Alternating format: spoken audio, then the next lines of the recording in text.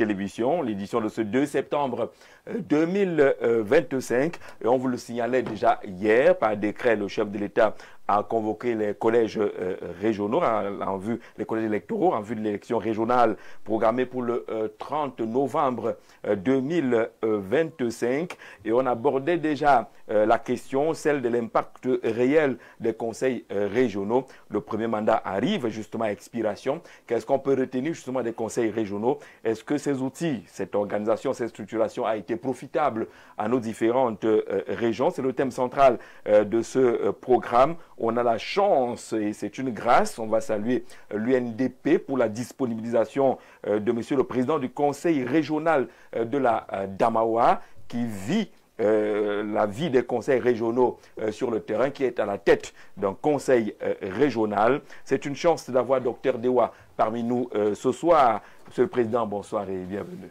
Bonsoir Jean-Jacques. Merci de nous avoir conviés à cette messe pour nous donner l'opportunité de porter la voix de l'UNDP à travers vos antennes et à travers la République et à Mondovision. On a plutôt l'impression que l'UNDP se porte bien. Hein. Tous ceux qui passent ici et qui parlent de l'UNDP ont le sourire, semblent être sereins, c'est ça? Nous sommes très heureux à l'UNDP, on se contente de peu. On n'a pas besoin de collines, de montagnes d'argent. Le peu que nous avons, ça nous va très bien. Et nous tenons à dire à haute voix que ça se va très bien à l'UNDP. Ça va très bien à l'UNDP. Sauf que le président national vient de lancer un appel à la mobilisation des fonds. Lorsque j'ai publié cet appel à la mobilisation des fonds, j'ai reçu un premier commentaire: il n'en a pas besoin, Belouba a suffisamment d'argent. Ça vous sert à quoi cet appel à la mobilisation des fonds? Voyez-vous, M. Zanzagizier, c'est la méthode universelle. Souvenez-vous, M. Obama avait lancé l'appel. Souvenez-vous, dans tous les pays du monde, en France. Souvenez-vous, à l'intérieur même, je ne cite pas les contemporains. Quel que soit l'argent qu'on a, moi, les gens me dérangent depuis. Où est le compte marchand de l'UNDP? C'est où? Chaque jour, les gens m'appellent des Douala, de Bolova, de Bamenda. Les gens veulent contribuer. Comment on peut refuser aux gens de contribuer? C'est des militants, c'est les sympathisants. D'autres disent que je vais envoyer mon argent, ne donnez pas mon nom. Donc, les contributions anonymes. Le président Bello, il avait l'obligation de céder à la pression populaire qui veulent donner leur contribution. Et c'est ce qui est fait. On va essayer de retrouver l'affiche qui appelle à cette mobilisation des fonds avec notre réalisation pour dire que justement on est free ici. On permet à tous ceux qui sont engagés à cette communication politique, à cette élection. On va revenir à l'affiche avant la une du journal parfait. On parlera de la une du journal tout à l'heure. Lorsque le président est arrivé, je suis allé guetter un peu au parking pour voir si le véhicule CA est là, parce qu'il y a eu un gros débat autour de ces véhicules CA. Premièrement, on a accusé le président Bello d'utiliser encore les véhicules de fonction. Après, on a dit non, c'est les véhicules du conseil régional de la Damawa et le débat ne s'est pas arrêté. Pourquoi utilise-t-il ces véhicules en campagne au profit de son parti, que c'est une utilisation privée là? Oui, monsieur. Le président n'a jamais utilisé les voitures de CA en campagne. L'UNDP, sur haute lutte, a arraché le conseil régional d'Adamawa. Il s'avère qu'au Cameroun, le seul conseil régional qui a pu acheter la voiture à tous ses membres du bureau, c'est l'Adamawa. À tous les membres du bureau? À tous les membres du bureau. Je vais dire pour l'opinion nationale et internationale, le conseil régional, l'Assemblée, nous avons les mêmes budgets. Nous avons des régions qui n'ont acheté aucun véhicule aux membres du bureau. Par rapport à notre rigueur dans la gestion, nous avons acheté les voitures. Voyez-vous, M. Zange, est-ce que les conseils régionaux ont démissionné du conseil régional? J'ai dit non. Non. Notre mandat finit en décembre. Alors, à partir de janvier, on n'aura plus droit à la voiture. Et moi, en tant que président du conseil régional, je suis allé accompagner le président Bello avec mon propre véhicule, avec mon chauffeur privé, et j'ai congédié mon garde des corps pour montrer l'exemple, comme le président Bello lui-même a fait. Donc, c'est des faux débats. Moi, je vois comment les gens prennent l'avion pour aller à Mara faire la campagne. Est-ce que c'est des avions privés? Je vois les ministres qui partent de Yaoundé accompagner tout le monde à Monatel et à Douala. est-ce que c'est des voitures privées? Mais que les gens cessent de tromper la population camerounaise. Vous pensez que c'est un faux débat? Nous avons vu les gens aller dans les Nyons et so à une réunion de famille avec les voitures privées, les gardes des corps et tout ça là. Nous sommes dans quelle république? Nous, on n'est pas camerounais. Que les gens cessent de tromper l'opinion. D'accord, on parlera justement de l'impact de ces conseils régionaux. Vous êtes un acteur de terrain. Accueillons Saint-Éloi Bidoum, qui connaît la décentralisation pour avoir été dans un conseil municipal. Monsieur le maire, bonsoir et bienvenue. Merci Jean-Jacques, merci pour l'insigne honneur que tu me fais à prendre part à cette palabre intellectuelle qui se prépare quand vous entendez des choses qui vous surprennent. Vous êtes obligé d'écarquiller les yeux. Il y a des choses qui vous surprennent? Oui. Dans le discours, le propos de monsieur le président du conseil régional de la Damawa? J'ai écouté le président du conseil régional de la Damawa. J'avoue, je voudrais dire ici que le RDPC est très mal placé pour pouvoir donner des leçons d'utilisation des biens publics à un autre parti. D'accord. Monsieur est président du conseil régional. Mais là où je tique un peu, c'est que dans le programme d'action de l'UNDP, au moment où on se dit que les Camerounais ont faim, ont des problèmes, on a quand même pensé acheter des véhicules à tous les membres du bureau du conseil régional. Et je vous rappelle que ces véhicules, aucun ne coûte moins de 65 millions de francs CFA. D'ailleurs, de toutes les façons, son véhicule est garé dehors, là. Vous l'avez évalué à combien? Non, je sais. Moi-même, j'ai eu un Prado. Malheureusement, j'ai fait l'accident avec. Et c'était un Prado qui m'avait été offert par quelqu'un qui n'utilisait plus. Mais à l'achat, il y a 20 ans, ce Prado-là coûtait 84 millions. Donc, j'ai dit que il y a tellement de choses à faire dans ce pays qu'on pourrait se passer de ce type de publicité. Il reviendra là-dessus lorsque le moment arrivera. Je tenais à préciser, voilà donc l'appel à la mobilisation des fonds du candidat Bello Bouba Maïgari, que vous pouvez avoir en image, hein, tout à côté de Saint-Éloi Bidoum. On a le compte bancaire et le compte de SWIFT et autres pour mobiliser les fonds. Et vous dites que ce n'est pas une invention, tout le monde le sait. Même Cabral Libi a lancé un appel à la mobilisation des finances. Ce n'est pas parce qu'on est Bello Bouba ou Cabral Libi. Il y a des gens qui font même pression pour vouloir contribuer pour leurs différents candidats à cette élection présidentielle. Je crois que vous avez noté, pour ceux qui veulent contribuer pour le candidat Bello Bouba Maïgari, les coordonnées et autres. Vous pouvez taper maintenant, l'argent arrivera à bon port. Joseph Félix Niek du PCRN, bonsoir et bienvenue. Merci, bonsoir Jean-Jacques Zé. Bonsoir aux millions d'internautes et de téléspectateurs qui suivent cette émission, qui est déjà un rendez-vous vraiment à ne jamais manquer. Bonsoir à monsieur le maire, bonsoir au président du conseil régional et merci pour la place que vous donnez spontanément à tous les partis politiques, principalement ceux qui sont en compétition pour le 12 octobre. C'est un plaisir pour le PCRN d'apporter sa modeste contribution sur les thèmes en échange ce soir. Alors hier, on mettait déjà un point d'honneur sur la pré-campagne. On voyait que plusieurs candidats sont mobilisés pour cette pré-campagne-là. Bello Bouba Maïgari a fait le tour de plusieurs régions et de plusieurs localités. Le candidat du PCRN est également sur le terrain. D'ailleurs, il est annoncé à l'extrême nord. Oui, la vague orange. La vague orange. Oui, a été lancée à Kribi, comme vous l'avez constaté. Nous avons été aussi dans la Léquier. Et maintenant, il s'agit de mettre le cap sur l'extrême nord. Mais ce n'est pas la pré-campagne en tant que telle. Parce que vous devez constater que depuis que M. Cabral Libi a basculé sur la scène politique, parce que c'est un acteur quand même présent depuis au moins 2004 sur l'espace public, qui a montré aux Camerounais qu'il a une ambition de changement pour son pays. Mais il n'est pas ce candidat qui reste en ville. Il veut aller vers les citoyens qui se trouvent dans l'arrière-pays et échanger avec eux pour comprendre davantage ce qu'il faut pour son pays. Donc il a commencé, il était à la 3e tournée de l'ensemble du pays. Mais souvenez-vous que lorsqu'il a été dans la Damawa, il a été interdit sauvagement par le ministre de l'administration territoriale d'y séjourner, même en tant que député. Donc, cette tournée avait été interrompue à ce niveau en attendant que la justice, finalement, dise son dernier mot ou le droit.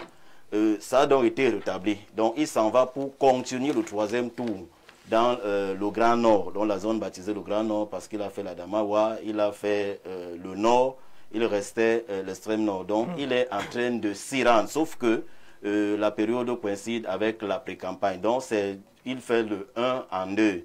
Donc, c'est une tournée d'abord pour remobiliser la base, pour leur dire ce qui s'est exactement passé pendant que nous étions au tribunal, et échanger avec elle pour préparer la campagne électorale, mais aussi pour rappeler aux Camerounais de cette zone, le Grand Nord, que plus que jamais, le changement doit arriver le 12 octobre et qu'il n'y a pas meilleure chance de la rupture et du progrès que le candidat Cabral Libye, juste en termes de rappel. Parce que les Camerounais savent que s'il y a un candidat aujourd'hui qui a travaillé à préparer la présidentielle véritablement, il est difficile de citer un nom sans citer le nom de candidat Cabral Libye. On a suivi l'étape de la vague orange du côté de Kribi, où le candidat Cabral Libye a lancé un appel à la coalition. On a eu l'impression dans cet appel-là qui s'adressait à Maurice Kamto. Dans tous les cas, selon les commentaires d'après cet appel-là, il s'agissait exactement de quoi? Non, ne disons pas qu'il a lancé un appel à la coalition. Il a lancé un appel à la mobilisation pour le changement. Donc nous estimons au niveau du PCN que toutes les forces qui veulent travailler pour le changement, qu'elles soient individuelles ou associatives, doivent se mobiliser pour le changement. Elles ne doivent pas attendre qu'on aille vers elles pour se mettre en branle. Mais il est incontestable qu'avant la présidentielle de 2025 ou alors avant la validation des candidatures, l'opposition était portée principalement par M. Cabral Libye et M. Maurice Kamto. Quand je dis portée, ça ne veut pas dire que les autres sont insignifiants, mais lorsque vous écoutez les Camerounais, l'impression qui revient, c'est qu'on préfère. Les Camerounais étaient dans l'embarras de choix entre ces deux. Maintenant donc que la candidature de M. Maurice Kamto n'a pas été finalement définitivement retenue, la question qui se pose est celle de savoir est-ce qu'il est resté un acteur du changement ou il travaillait pour lui-même. Nous, au PCN, nous restons convaincus que chaque acteur qui était engagé dans la course pour la présidentielle travaillait pour le changement. Oui. Et c'est dans ce sens que nous, le candidat donc Cabral Libye de la vague orange, a rappelé tous ces candidats et principalement, comme vous l'avez dit, et c'est à raison puisque tous ceux-là qui ont écouté le message ont pensé qu'il était adressé principalement au professeur Maurice Kamto. Et qu'il demandait à Maurice Kamto de venir vers lui. Non, il ne demande pas au professeur. Non, il ne demande pas. Oui. Si c'est l'interprétation qui est faite, je pense qu'elle est erronée parce que ça donne l'impression ça donne l'impression que c'est le mépris.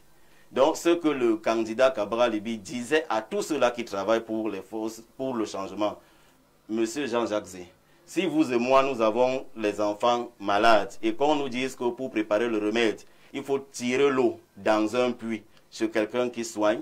Si moi, je tiens la corde pour sortir l'eau du puits parce que mon enfant est malade, vous n'allez pas attendre que je vous demande à voler à mon secours pour qu'on sorte l'eau du puits. Spontanément, vous allez vous mettre à me secourir parce qu'il est aussi de votre intérêt que l'eau soit sortie. Donc, c'est la philosophie qui anime le PCN dans cette prise de parole. Mais l'un n'exclut pas l'autre. Parce que vous voulez dire que mais pourquoi le candidat Cabral Libye ne peut pas passer un coup de fil au candidat recalé, professeur Maurice Kamto? C'est la question.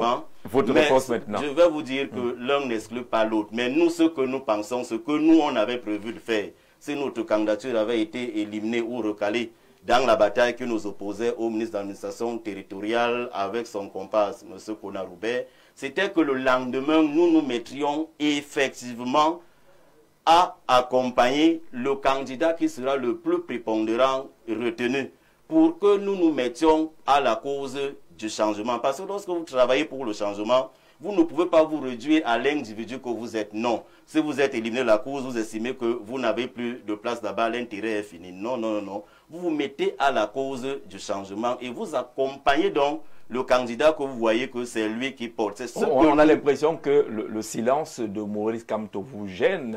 Non, ce n'est pas son silence qui nous gêne. Ce qui nous gêne, c'est le fait pour lui d'être en train de donner raison à ceux qui ont éliminé sa candidature en donnant l'impression que ou bien il a mal. Qu'il a mal. Il est blessé. Oui, qu'il est blessé. Non. Lorsque vous travaillez pour le changement, même si vous avez créé les failles, parce que dire que sa candidature a été éliminée justement ou injustement, c'est un débat. C'est pas là c'est pas là le débat. Mais le fait pour lui de donner l'impression qu'il sent mal, que ça fait mal. Il y en a qui pensent qu'il fait le deuil et qu'il a trop... Oui, c'est l'impression qu'il ressort qu'il est en train de faire le deuil. Mais l'heure n'est pas au deuil, l'heure est à se remettre au travail. C'est ce qui avait été arrivé à M. Cabral. D'ailleurs, il nous a dit. Il se serait mis en campagne plus que lui-même étant candidat, en faisant même les affiches avec celui qui aura été retenu comme prépondérant, en indiquant le doigt sur l'affiche que voici le choix du changement. Donc nous estimons que toutes ces forces, il n'y a pas que lui. Il est Zipan que moi je pense, parce que jusqu'à présent, il n'a pas eu la notification du Conseil constitutionnel pour l'élimination de la candidature, que c'est une élimination injuste. Tous ceux-là qui ont été recalés par le Conseil constitutionnel pour une X ou Y raison doivent se mettre spontanément à la cause du changement, quel que soit leur choix. Mais nous restons convaincus aujourd'hui que si nous voulons aller dans le sens du peuple, parce que ce que le peuple réclamait, c'était de voir Cabral Libi et Kamto tuer leurs égaux pour l'intérêt général. Nous, donc, au PCR, nous avons répondu à la volonté du peuple qui est celle de créer les conditions pour travailler avec tout le monde, y compris le professeur Maurice Kamto.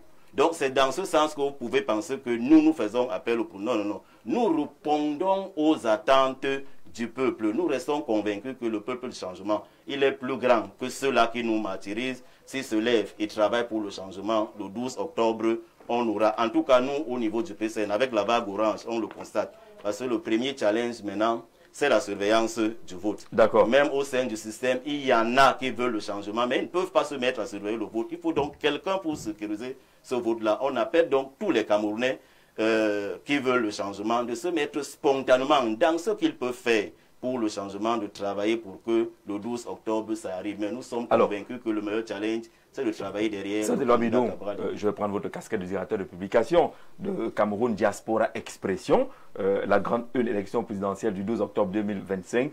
Paul Biya, vainqueur avant l'élection. Vous dites dans ce journal que le RDPC est déjà en campagne avant la date légale de l'ouverture de la campagne électorale pour la présidentielle prochaine. Le candidat du RDPC a déjà gagné l'élection présidentielle prochaine. Si ce n'est pas le cas, il est proche du pouvoir alors que l'opposition est proche du mouroir. Et vous ajoutez un second titre, le bal des égoïstes et des hypocrites, candidat unique de l'opposition. Vous mettez quelques photos, je ne sais pas si c'est les seuls concernés par la photo que vous avez choisie, Cabral Libi, Joshua aussi, Issa Tiroua Bakari et Berouba Magari. Vous considérez qu'on est en plein bal des égoïstes et des hypocrites pour dire qu'il ne peut pas avoir de candidature unique l'opposition, c'est ça? Monsieur Jean-Jacques Zé, vous savez que si on prend de l'huile, on mélange avec l'eau, il y a un qui va flotter. Donc, c'est des matières qui ne se mélangent pas. C'est comme si un handicapé moteur allait à une fête avec un aveugle. C'est quoi ces images? C'est quoi ces images? C'est pour vous dire que un handicapé et un aveugle qui vont pour doter la même femme. Je marcherai pour toi et tu verras pour moi. Vous voyez un peu. C'est l'image que j'ai de la candidature du PCRN, même si Kamto venait s'associer, même si c'est comme ça. C'est des photos. Il ne faut pas arriver. Ils sont là où ils sont là. Ils ont des égos tous surdimensionnés. J'ai du mal à admettre que M. Bello Bouba Magari est devenu un opposant. Non. Je sais que dans le jeu politique, le président s'est toujours arrangé à répartir les choses pour qu'on sente qu'il y a une opposition, mais il n'y a pas d'opposition. Toutes ces personnes sont des créatures de Paul Biya. Ils vont régner aujourd'hui, mais ce sont des créatures. Vous avez un peu le discours de Célestin Djamène, finalement. De Paul Biya. Je vous dis qu'il n'y a pas d'opposition. Quand vous prenez Maurice Kamto, hier il mangeait dans le creux de la main de Paul Biya, Hein? Et aujourd'hui, il veut vomir. Hein? Vous prenez Cabral Libi du PCRN.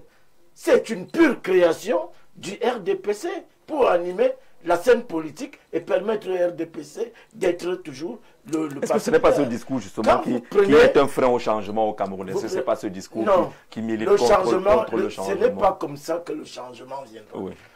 Le changement viendra d'abord du changement des hommes parce que tous ceux qui entourent le président Biya aujourd'hui, que ce soit à l'opposition ou au pouvoir, sont politiquement insolvables. Tous, sans exception. Et j'ai du mal à admettre. Et vous savez, j'ai dit le bal des égoïstes et des hypocrites. Vous imaginez vraiment Maurice Kamto en train d'être derrière Cabral Libi? Tout est possible, on est en politique. Non, on est en politique. Non, ne faites pas de la politique. La politique est une science. On n'est pas cartésien, on est en politique. Non. La politique est une science. Ne faites pas comme si c'était quelque chose qui est à la portée de tout le monde. Vous voyez vraiment M. Bello en train de se mettre derrière Cabral Libi pour aller à la présidence. Un monsieur qui a déjà été Premier ministre dans ce pays, 30 ans ministre. Vous voyez, vous dites que c'est la politique. Admettons que ce soit la politique. M. Bello a refusé d'aller aux élections en 1997. Et 3 mois après, il s'en est sorti avec 6 ministres au gouvernement. Hein? Vous le savez, monsieur le président. Il va réagir. Le président Bello n'est pas allé aux élections en 97. Oui, mais il n'a pas ici ministre. Mais vous pensez que les Chiroma, tous ces gens-là sont sortis d'où? Ils sont sortis de l'UNDP. C'est vrai que d'autres ont replié aujourd'hui, comme M. Hele, comme monsieur, ils sont nombreux. Donc, je voudrais dire que il serait difficile, parce que un garçon comme Cabral Libi est convaincu, il est hautement convaincu que la prophétie de Ruben Oumioben va se réaliser. Je la lisais encore hier à Internet. Un jeune philosophe, intellectuel et machin, qui sera le 3e président de la République. D'accord. Et vous pensez vous maintenez donc, oui, pour chuter, vous maintenez votre vision, que ce n'est pas possible. Ce n'est pas possible. C'est comme si vous faites le choix de mélanger l'eau. Pourtant, c'est les corps de nature différente qui s'attirent. Hein. Non. Là, ça ne s'applique pas. Vous savez, mettez le truc dans un verre. Monsieur le Président, le directeur de publication a affiché ces 2 titres là pour le Biya vainqueur avant l'élection. Il semble trouver que l'opposition est proche du mouroir et que le président Bello n'aime même pas l'opposition, qu'il a la peine à croire qu'il soit de l'opposition. Et là, il ajoute que dans le cadre de la recherche d'un candidat unique de l'opposition, on est en plein bal des égoïstes et des hypocrites. Et parmi les photographies choisies et il a développé, on retrouve le candidat Bello Bamaïgari. Merci beaucoup. Je voudrais revenir sur ce que le copain a dit. Le Camerounais ont faim. S'il vous plaît. Depuis 42 ans, qui a rendu le Camerounais à faim? C'est vous-même. Nous, on a reçu le même budget que toutes les régions du Cameroun. Ceux qui n'ont pas acheté le véhicule aux membres du bureau, l'argent là est parti où? C'est la question qu'il faut se poser. Je vais profiter pour vous dire. En 5 ans, le Conseil de rendement a investi 12 milliards 459 millions. Comme nous sommes d'une région d'éducation prioritaire, nous avons mis 56% du budget dans l'éducation. 6 milliards 500 millions. Nous avons mis 2 milliards 900 millions dans la santé et un peu plus de 2 milliards dans d'autres structures. Nous avons acheté des engins de génie civil pour 1 milliard 750 millions. Nous avons acheté les engins du génie rural de foration pour 650 millions. Si les gens ont faim, mais les gens aussi ont soif. Notre priorité en Adamawa, ce n'est pas la famine. Nous, on n'a pas faim. Voilà qui est clair. On n'a pas faim dans l'Adamawa. C'est une région château d'eau, il y a l'agriculture. Nous exportons le maïs vers le centre, vers le littoral, vers l'ouest. Nous avons la patate, nous avons l'igname, nous exportons même des poissons. L'Adamawa regorge le tiers du cheptel bovin de la République. 2 millions de bovins sur les 6. Je vais dire quoi? nous sommes en démocratie. Un journaliste, c'est normal. Chacun a sa ligne éditoriale. Je le conseille de tout ce qu'il a dit. Mais nous, pour le moment, nous sommes de l'opposition. Qu'on a eu la plateforme, ou on n'a pas eu la plateforme, nous sommes de l'opposition. La preuve, pour gagner les élections dans la ville d'Ngaoundéré, on était à plus de 75% de voix. Chaque fois que la Damawa, une commune, a 60%, on arrache. Nous avons vu à Mayo Darlé, à 22h, c'est l'UNDP qui a gagné. À 23h, les sous-préfets riaient, on les a eu, ils croyaient quoi? Comprenez que quand l'opposition gagne une voix là, c'est de hautes luttes. On a toujours gagné. Vous croyez que c'est du cadeau? Pourquoi on n'a pas eu la sénatoriale? La Damawa, l'UNDP a gagné sur 5 départements, 3 départements sont de l'UNDP. Nous avons gagné le département de la Vina avec 6 communes, 8 communes. Nous avons gagné le département du Ndjéran avec 2 communes. Le département de Mayo-Bagno avec 3 communes. Le RDPC a gagné seulement dans le Mbéré et le Mayo-Bagno. Comment vous pouvez comprendre? Sur 5, on a gagné 3 et on a 0 sénateur. Beaucoup pensent que c'était une passe de l'allié. Donc, nous, si on n'est pas de l'opposition, on devait gagner. Donc, que les gens cessent de dire qu'on n'est pas de l'opposition. Sinon, on gagnait 100% partout. Pour être député dans la Benue, il faut 25 000 voix. Quand on va dans d'autres régions, c'est 2000, parfois c'est 800, les dernières élections.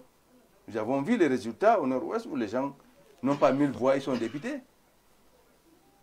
Comment vous pouvez comprendre qu'on n'est pas de l'opposition? Ça, je refuse de dire ça, monsieur. Et qui considère que Belouba est tellement resté longtemps au pouvoir. On est d'accord, c'est une plateforme. Considéré comme opposant. Quel est le mariage qui n'est pas dénoncé? Voilà. Dans quel pays il n'y a pas de divorce? Dans quelle famille, dans quelle coutume on ne divorce pas? Quand on divorce, on dit que c'est une fausse divorce. Pourquoi on va au tribunal? On a divorcé, on a divorcé. C'est la rupture totale, Jean-Jacques Zier. Vous invitez les Camerounais. Vous y croyez? Oui. Moi, je crois que je retrouverai M. Beboulou Bouba dans le gouvernement de Paul Biya. Pour le moment, c'est la rupture totale. Ça va se passer comme en 97. Ça, c'est votre Chacun va en mission et chacun doit remplir sa mission. C'est votre opinion. D'accord, on est déjà dans le thème. Quels conseils régionaux 5 ans après, quel impact? D'abord sur la convocation, le décret signé par le chef de l'État hier, il y a un débat là-dessus. C'est légal, c'est légitime et que ça manquerait de galanterie compte tenu du calendrier électoral qui devient un peu difficile. Il y a une présidentielle le 12 octobre et puis les régionales le 30 novembre avec l'actuelle configuration des conseils municipaux. Monsieur Jean-Jacques, je ne sais pas pourquoi vous ne me permettez pas de réagir à ce que j'appelle... Faites une virgule, je vous le permets. Alors que vous avez accordé... Je vous le permets, faites une virgule. J'allais commencer déjà à vous suspecter d'être derrière. Faites une virgule. Non, monsieur le maire, tout le monde le connaît dans son style. Vous voyez que dans ce qu'il a mobilisé, regardez le titre de ce qu'il dit. Non, oui, il dit le bal des égoïstes et des hypocrites. Oui. Vous lui demandez de justifier le titre, il dit que tous sont des créatures de Paul Biya. Vous voyez qu'il y a d'abord un décalage entre ce qu'il met comme titre et ce qu'il avance comme argument. Parce que si nous sommes tous les créatures de Paul Biya, il aurait donc dit qu'il n'y a pas de candidat de l'opposition parce qu'ils sont tous des créatures de Paul Biya. Mais ils trouvent qu'ils sont hypocrites parce qu'ils croient qu'ils sont de l'opposition. Paul Biya est le meilleur candidat de l'opposition. Vous voyez que en fait, l'opposition. Oui. Vous voyez que ils sont d'accord dessus. Monsieur le maire Saint-Éloi Bédoun est de ceux des Camerounais qui ne croient pas au changement. C'est tout ce qu'on doit réduire. Sur le candidat Kabara Libi, moi je l'ai écouté pour essayer de comprendre ce qu'il allait mobiliser comme argument. Il dit que M. Kabara Libi n'est pas candidat de l'opposition parce qu'il est une créature de Paul Biya. Sauf que j'ai attendu ce qui démontre que c'est une créature de M. Paul Biya. Je ne l'ai pas senti. Lui, M. Saint-Éloi Bédoun, qui me connaît et qui me vaut d'ailleurs un respect Je ne comprends pas pourquoi il peut insulter mon engagement aujourd'hui en disant que je suis une créature de Paul Biya. Parce que dire que M. Cabral Libi est une créature de Paul Biya signifie systématiquement ou automatiquement que tous ceux-là qui l'accompagnent sont dans le jeu, sont des créatures de Paul Biya. Non, n'écoutez pas ceux qui nous regardent, n'écoutez pas ce genre de discours. C'est quelqu'un qui est convaincu que c'est par le miracle que le changement arrivera. Maintenant, moi, je pense qu'il dit des choses pertinentes par rapport à la titraille, qui reste d'ailleurs ici. Déjà, il montre des visages. Les 4 visages qu'il choisit, c'est parce que c'est un acteur de la scène politique qui sait qui a un visage qui porte. Et là, il a choisi de s'arrêter sur 4 personnes. Nous reconnaissons que ces 4 personnes-là ont des visages qui portent, chacune avec des avantages et un certain nombre d'inconvénients. Moi, je ne suis pas de ceux qui pensent que ces 4 personnes ne peuvent pas se mettre ensemble tant qu'elles sont animées toutes par le changement. Parce que lorsqu'on est animé par le changement, ce qui doit nous caractériser, c'est de reconnaître d'abord ce qu'on vaut par rapport aux autres dans l'apport du changement. C'est comme les 5 doigts de la main. Les 5 doigts de la main n'ont pas la même taille, mais sont appelés à travailler ensemble. Moi, je ne vais pas rester sur le profil parce que j'ai écouté monsieur le président du conseil régional essayer de démontrer que l'UNDP est un parti d'opposition, sauf que tout de suite lui-même dit qu'ils sont actuellement en situation de divorce. Lorsque quelqu'un dit qu'il est en situation de divorce, ça veut dire que le foyer va... Oui, ou bien qu'ils ont divorcé. Ils ont divorcé. Ça veut dire que le foyer... Il n'y a plus de mariage. Ça veut dire que le foyer n'existe plus. Ça veut dire que ça n'allait plus. Vu sur ce prisme, ça veut dire qu'ils n'étaient pas de l'opposition. Ils sont en train de revenir dans l'opposition. Mais sauf que peut-être, il n'a pas très bien saisi. Je crois que c'est... Quand moi j'ai regardé le congrès, il y avait des militants qui étaient animés, par le changement. Non, son président a dit... L'UNDP était lié au RDPC par une alliance. Ça veut dire qu'un parti d'opposition, voilà, une plateforme. Moi, je voudrais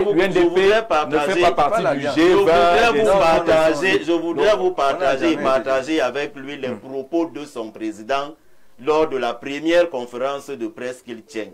Il dit clairement que la plateforme entre l'UNDP et le RDPC n'interdit pas à l'UNDP de présenter une candidature à l'élection présidentielle. Dès qu'il l'a dit, et lui-même confirme que c'est une vérité, ça veut donc dire que la plateforme n'est pas morte. Deuxième chose, on lui pose la question de savoir, vous dites que le président ne vous reçoit pas. Lorsque vous échangez souvent avec le président Paul Biya, qu'est-ce que vous vous dites? Il dit que lui ne peut pas dire ce qui concerne les échanges entre le président Paul Biya et lui. Ça signifie qu'il y a toujours un rapport. Vous aurez dit, c'est-à-dire que vous échangez avec le président. Oui, mais un accord vous dépasse, que les gens doivent comprendre. Est-ce que c'était une réunion? Les gens doivent comprendre ce qui est la cause de la rupture. Joseph, sur cet aspect-là quand même, vous n'irez pas rencontrer. Troisième chose. Non, il faut quand même qu'on se comprenne. Ne passez pas très rapidement. Ne passez pas très rapidement. Vous n'irez pas rencontrer votre allié et venir en parler à la presse. Monsieur Jacques, quand vous annoncez à un public qu'il y a eu divorce, nous sommes en train d'arriver. Quand vous annoncez à un public qu'il y a eu divorce, vous devez vous-même revenir sur les points qui n'ont pas avancé. Non, là vous êtes une mauvaise épouse. Et maintenant, troisième chose. Parce que vous êtes divorcé que tout. Maintenant, troisième chose. Le président de l'UNDP a dit qu'il déposait son dossier à l'élection présidentielle. Pas parce qu'il avait une ambition présidentielle, mais parce qu'il lui est interdit désormais de rencontrer celui avec qui il partage. Est-ce que ce n'est pas ce que vous avez retenu? Est-ce que ce n'est pas ce que vous avez retenu? Ça signifie donc que, de ce point de vue, même les actes, nous avons sollicité l'UNDP dans la plateforme de révision consensuelle du code électoral dans la perspective de préparer l'élection présidentielle de 2025. Ils ont dit clairement qu'ils ne peuvent pas passer à cette plateforme parce qu'ils ne sont pas de l'opposition. À l'Assemblée nationale, on a sollicité l'UNDP. Joseph, pour que les choses soient claires sur 2 ou 3 points. Réaction de M. le Président. Non, moi je voulais même finir avec l'Assemblée nationale pour dire qu'ils ont refusé de mettre leurs députés à la cause de l'opposition pour qu'on ait un groupe parlementaire. D'accord. Mais moi je vous dis que ça ne peut pas empêcher sous le mariage. Ensemble. Là c'était sous le mariage. Oui, mais on n'est pas le procès des choses qui ont été faites pendant le mariage. Vous voulez faire le procès aux divorcés. Non, on n'est plus dans le mariage. Je voudrais tout simplement que Saint-Éloi Bedoum, dans son titre, qu'on comprenne pourquoi il peut penser que ça peut être compliqué. Mais nous ne disons pas que gagner l'élection présidentielle le 12 octobre va demander absolument et de manière incontournable que les autres s'alignent derrière un seul candidat. On peut avoir 2 ou 3 figures prépondérantes de l'opposition, mais les Camerounais doivent savoir que ce qui était là la veille de 2025 n'a pas changé, qu'ils fassent leur choix. Au Sénégal, on a eu 17 candidats à l'élection présidentielle, mais ça n'a pas empêché que le peuple constate que voilà ceux-là qui travaillent, qui méritent notre choix. D'accord, merci, Joseph. En dehors du Grand Nord, il n'a jamais véritablement travaillé. Ne soyons pas péremptoires là-dessus. Joseph, merci Joseph. L'UNDP a 88 députés, s'il vous plaît. Mais ce n'est que dans le Grand Nord. Joseph, on peut continuer le débat. Je parle de cette mandature. Joseph, s'il te plaît. Joseph, qui prépare Monsieur Niek, respectez la conduite du débat, s'il vous plaît. Vous n'êtes pas en contradiction avec l'autre invité. Vraiment, vous n'êtes pas en contradiction avec l'autre invité.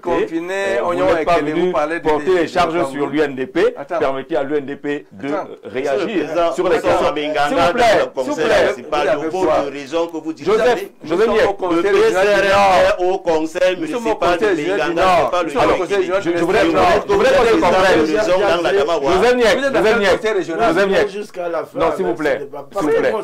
On va aller jusqu'à la fin et on va suivre la ligne. On parle des conseils régionaux. Joseph Niek. Vous n'êtes nulle part. Ne donnez pas l'impression que le PCN a un problème avec l'UNDP. On parle du conseil régional. Ne donnez pas cette impression.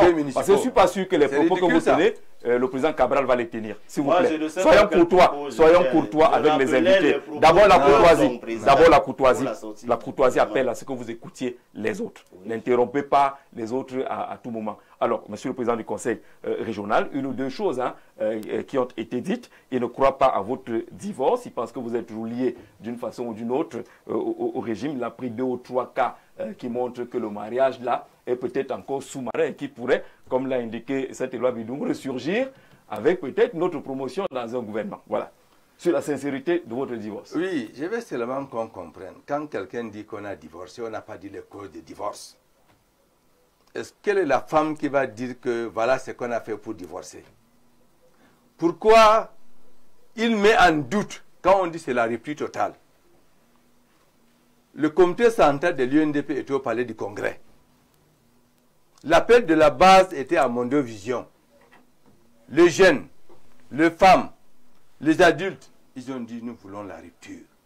Ce n'était pas dans la chambre. Et le président Bello n'a jamais dit que le divorce est en cours. Non, c'est la rupture totale. Et pour ceux vous qui disiez qu'il n'a pas démissionné, sa lettre de démission date du 4 juillet. C'est officiel, tout le monde sait. Qu'est-ce qu'il faut encore pour que ça soit clair? Donc, je veux qu'on soit de bonne foi. Nous sommes autour d'une table pour éclairer l'opinion nationale et internationale. Quand on commence à dire il n'a pas dit la cause, mais attends, ça veut dire quoi? Il n'a pas dit la cause. Quand vous allez au tribunal, vous allez raconter à la télévision la cause pourquoi vous divorcez avec votre femme? Non. On n'a jamais été l'allié. On a fait une plateforme avec un certain nombre de points qui n'ont jamais été respectés. Et les militants ont dit non, ça suffit. C'est aussi simple que ça. C'est les militants qui ont exigé au Congrès. Ce n'est pas dans une réunion. Alors, pourquoi vous revenez sur les idées pour tromper la population? D'accord, on va aller au thème. D'abord quelques messages, d'autant que Henri Séverin ACB nous retrouve. Bonsoir JZ et bonsoir à tous les panélistes. Finalement, on a du mal à écouter certains de vos invités. Monsieur Saint-Éloi Bidon fait dans l'amalgame et dans l'incohérence. Est-ce que le fait d'avoir servi Paul Biya en tant que président de la République vous enlève le droit de vous opposer à son régime? Pourquoi tous les représentants du PCN parlent toujours avec autant de condescendance sur les plateaux de télévision? Ce n'est pas à moi de répondre. Si c'est une observation, on va la noter. Bonsoir Jean-Jacques. Je pense que le monsieur du PCRN oublie de balayer sa cour pour aller balayer la cour du voisin. Il oublie que le PCRN a voté en faveur du RDPC au Noun. Il peut nous expliquer. C'est Djibril Aman Tizi, conseiller régional Nord des Puy-Garoua. Merci à monsieur le conseiller régional. On a envie d'entendre la voix des conseillers régionaux ce soir. Bonsoir et bonne émission. Bonsoir à ton panel. Que peut-on attendre d'un conseil régional où ceux qui les ont élus étaient en fin de mandat? Kaliss Talom depuis Yaoundé, là c'est la question d'entrée que j'ai voulu poser tout à l'heure sur le timing. la convocation aujourd'hui et que ceux qui vont voter le 30 novembre sont ceux qui avaient déjà voté et que le mandat était arrivé à expiration. Il a été prorogé. Est-ce que c'est un problème au regard de la loi? Bonsoir. Nous pensons qu'il serait indiqué pour ce plénipotentiaire de l'UNDP de nous citer les sites touristiques viabilisés par le ministre du Tourisme et des Loisirs sous le magistère du ministre d'État, tout autant que les aéroports. Le divorce dont il parle de nous exonérer du bilan, le conseil régional Parfait Onguéné, il veut peut-être rappeler, c'est un autre conseiller régional du LIPC, que le président Bello a quand même été aussi ministre des Transports, je crois. Peut-être que c'est là qu'il veut revenir sur la question des aéroports. Jean-Jacques, originaire de la grande Sanaga maritime, dans la grande zone Babimbi, les conseillers régionaux sont incapables de jouer un rôle crucial pour le développement, tant des régions, départements, arrondissements et la mise en exécution de la décentralisation m'amène à conclure que nous sommes restés dans des abîmes lucifériens à vivre misère et malheur. Marc Thomas, qui semble dire que ça n'a eu aucun impact, les conseils régionaux. Jean-Jacques Zé, il y aura une coalition entre 4 ou 5 partis. Pour le moment, on ne peut pas encore dévoiler, car les barons du RDPC sont prêts à tout détruire. Dites aux représentants du PCN de suspendre leur vice-président, Maître Bébé, qui tient les discours de haine contre les... Bon, je ne sais pas trop de quoi il s'agit là-dessus. Je crois que le parti est suffisamment sérieux pour décider de suspendre qui ne respecterait pas la ligne de conduite. Bonsoir, bonsoir aux invités. Saint-Éloi, dans ses allégations, on apporte des arguments pour prouver que Cabral Libye est une créature du président Paul Biya. Lui, Saint-Éloi, est la créature de qui? Depuis qu'il a été chassé du RDPC, qu'a-t-il fait pour bouger les choses, à part dénigrer la vraie opposition? Nous avons 12 candidats. Le peuple camerounais doit choisir un de ses fils. Point. Qu'on ne nous bouge plus les oreilles avec les coalitions, les candidatures uniques. C'est le peuple camerounais le problème et les gens comme Saint-Éloi, c'est Ninka Bahen de Mimoman qui pense que Saint-Éloi est un problème aussi pour le peuple camerounais. Bonsoir, monsieur Saint-Éloi Bidoum. S'il vous plaît, expliquez-nous de quelle façon Cabral est la créature de Biya. Mais je vais vous dire, Bernard Kouchner a été ministre de la Santé, étant du Parti Socialiste sous le mandat de Sarkozy, qui était républicain. Donc, arrêtez justement ce genre d'argument. Bonsoir. Quand j'entends Saint-Éloi Bidoum dire que Bello va être une créature de Paul Biya, je me demande quel âge il a.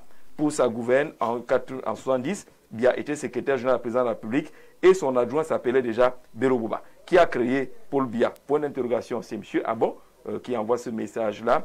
Certains politiciens, après s'être agités parce que habités par l'ubri, sont en train de sortir de notre humanité commune de l'espace de la civilisation. Désormais, ils travaillent à la décivilisation et à la dépréciation de la politique. Et par ricochet, chute dans ce que Nietzsche appelait les arrière-mondes qui interviennent là. Bonsoir, nous avons de la peine à comprendre comment Joseph s'en prend à l'UNDP, qu'il déroule le programme de son patron politique sans se mêler les autres. Encore que ce monsieur Joseph tient des propos irrespectueux envers le président du conseil régional d'Adamawa. Même Cabral Libye ne peut pas tenir ce genre à l'endroit du ministre d'État Bello. Bonsoir. Bref, il est, voilà, Simon depuis Ngaou Ndere. Alors sur la question, le décret du chef de l'État, doit-il être critiqué? On me l'entend. On dit que le président Biya a manqué de fair play. Je voudrais d'abord présenter immédiatement mes sincères excuses au président du conseil régional. C'est l'impression qui se dégage des propos que j'ai tenus à son endroit et à l'endroit du public. Ce n'était pas le sens, puisque moi j'étais dans essayer de repréciser ce que j'ai capté de la sortie. Maintenant, à ce qui concerne le décret, il faut déjà rappeler aux Camerounais que la prorogation du mandat des conseillers régionaux n'est pas prévue par la loi. Donc, il y a les conseillers régionaux, il y a les sénateurs, il y a le président de la République. On ne peut pas proroger ce mandat. Donc, si un Camerounais est surpris par la convocation du conseil, de l'élection des conseillers régionaux, ça veut dire qu'il ne connaît pas la loi. Mais il y a un problème que les gens soulèvent, celui de l'absence de renouvellement préalable du mandat des conseillers municipaux pour renouveler aussi le corps électoral. Mais moi, je préfère me projeter sur l'élection présidentielle parce que de notre point de vue au PCRN, ce qui va conditionner la suite est justement la prestation de l'opposition à l'élection présidentielle. Parce que si nous gagnons l'élection présidentielle le 12 octobre, et je reste convaincu que c'est possible, il suffit que les Camerounais votent, ceux qui souffrent, votent, surveillent le vote. Le mandat, celui qui gère la République actuellement, ne pourra plus être là le 12 octobre. Donc dès que l'opposition fait une bonne prestation le 12 octobre, vous savez Jean-Jacques Zé, lorsque vous avez perdu quelqu'un, il y a deux comportements. Il y en a ceux qui passent le temps à pleurer et ceux qui se situent à l'après-deuil. Donc ce n'est pas pour encourager l'acte qui est posé, mais c'est de comment capitaliser cela pour le grand bonheur de l'opposition et des populations qui souffrent. Le décret est déjà là, on ne va pas y revenir. Mais je reste convaincu que, d'ailleurs, quand vous écoutez les Camerounais, je parle de manière générale, y compris les conseillers municipaux du RDPC parce qu'ils sont Camerounais, tout le monde a soif du changement. Et ce sont eux qui sont appelés à voter les conseillers régionaux. Je reste convaincu que c'est au soir du 12 octobre 2025, le président Paul Biya, n'étant plus président de la République, ses conseillers municipaux vont voter pour les listes de l'opposition. Pour au moins deux raisons. Parce qu'il faut le changement. Et de deux, nous sommes dans un environnement essentiellement mutant.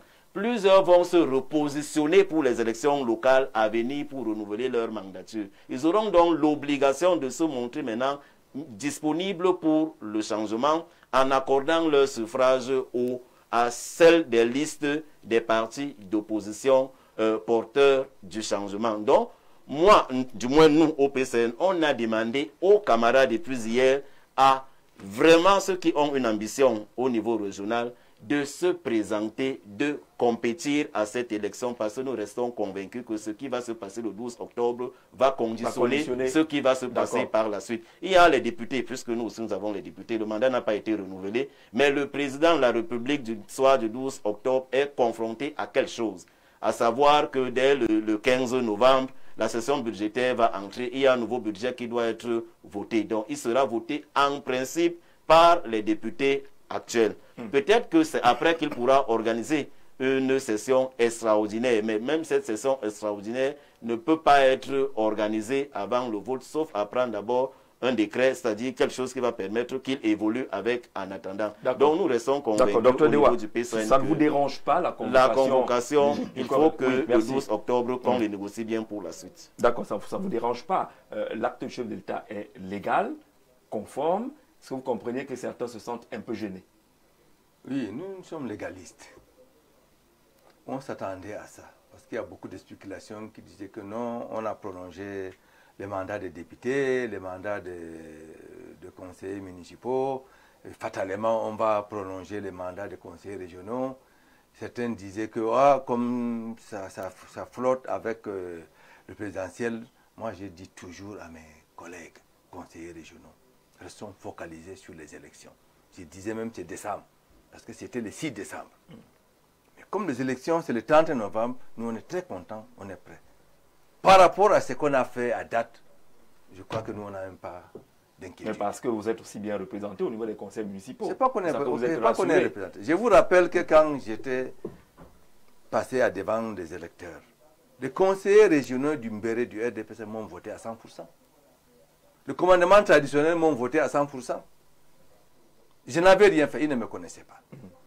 Aujourd'hui, nous sommes la première région en termes d'investissement au Cameroun. Ça n'a pas fait pas débat. En termes de qualité, en termes de densité, en termes de résultat. Tout le monde sait. Alors, la population, même s'ils ont faim, ils savent que c'est fait.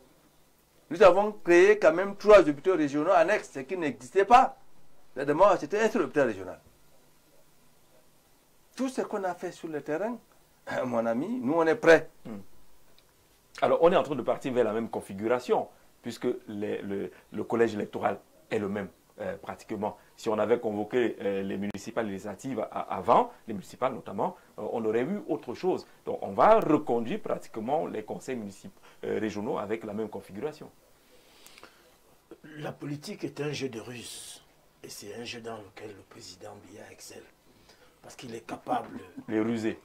Il est capable de mêler la légalité au flou artistique qui règne dans les élections. C'est maître alors. Donc, le président Biya s'est montré une fois de plus fidèle à ce que nous savons de lui, qu'il est légaliste.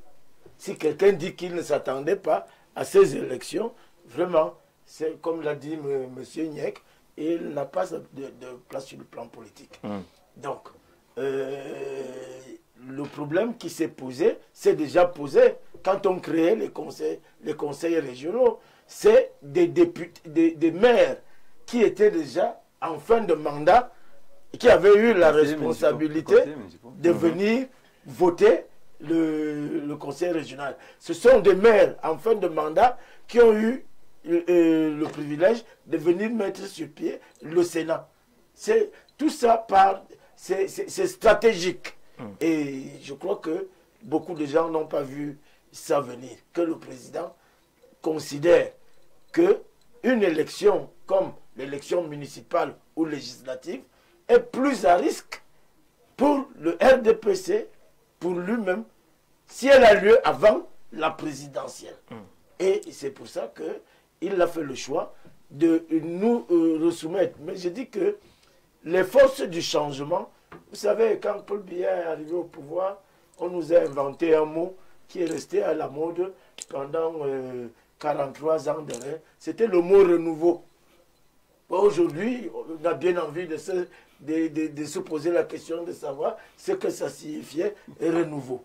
Est-ce que le changement dont parle le PCRN, dont parle la rupture, dont parle le président du Conseil, l'UNDP, est-ce que ce changement se veut vraiment radical? Parce qu'on a entendu ces débats au RDPC, et à l'UNC même, les anciens nouveaux, les nouveaux anciens, les élus de la Constitution, les élus en marge. Non, ça c'est un faux débat.